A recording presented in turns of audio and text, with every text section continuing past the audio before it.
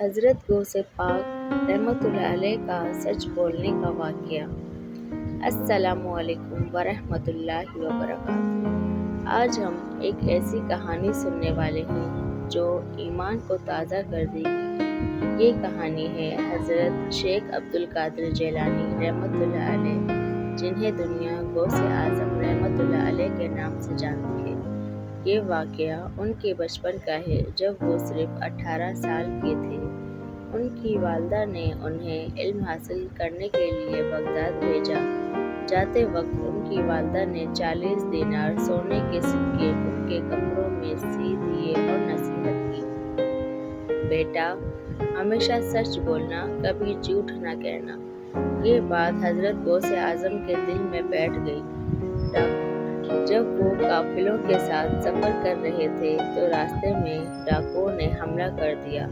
ڈاکو سب مسافروں کا سامان لوٹنے لگے۔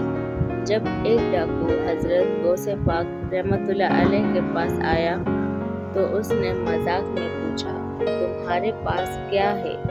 حضرت غوث پاک رحمتہ اللہ علیہ نے بے خوف ہو کر جواب دیا، میرے پاس 40 دینار ہیں، جو میری والدہ نے مجھے اس کپڑے میں سی کر دیے ہیں۔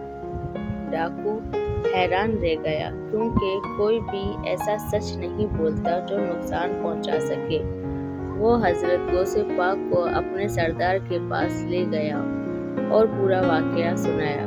جب ڈاکوؤں کے سردار نے یہ سنا تو حیرانی سے پوچھا، تم نے یہ سب کچھ سچ سچ کیوں بتا دیا؟ حضرت غوث پاک رحمتہ اللہ علیہ نے جواب دیا، میری ماں نے کہا تھا کبھی جھوٹ نہ کہنا، اور میں ان کی نصیحت کو توڑ نہیں سکتا۔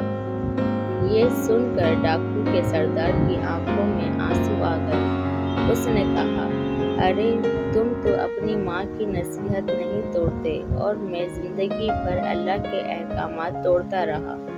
پھر اللہ کی قدرت دیکھو۔ اس ڈاکو کے دل پر ایسا اثر ہوا کہ وہ وہیں توبہ کر کے نیک بن گیا، اور اس کے ساتھ تمام ڈاکو نے بھی برے کام چھوڑ دیے۔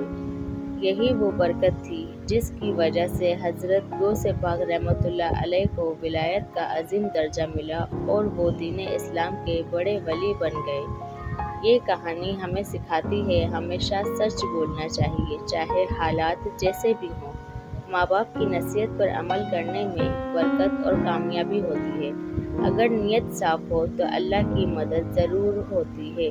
اگر آپ کو یہ کہانی پسند آئے تو ویڈیو کو لائک کریں، چینل کو سبسکرائب کریں اور اس خوبصورت بات کو اپنے پیاروں اور اپنے دوستوں کے ساتھ ضرور شیئر کریں۔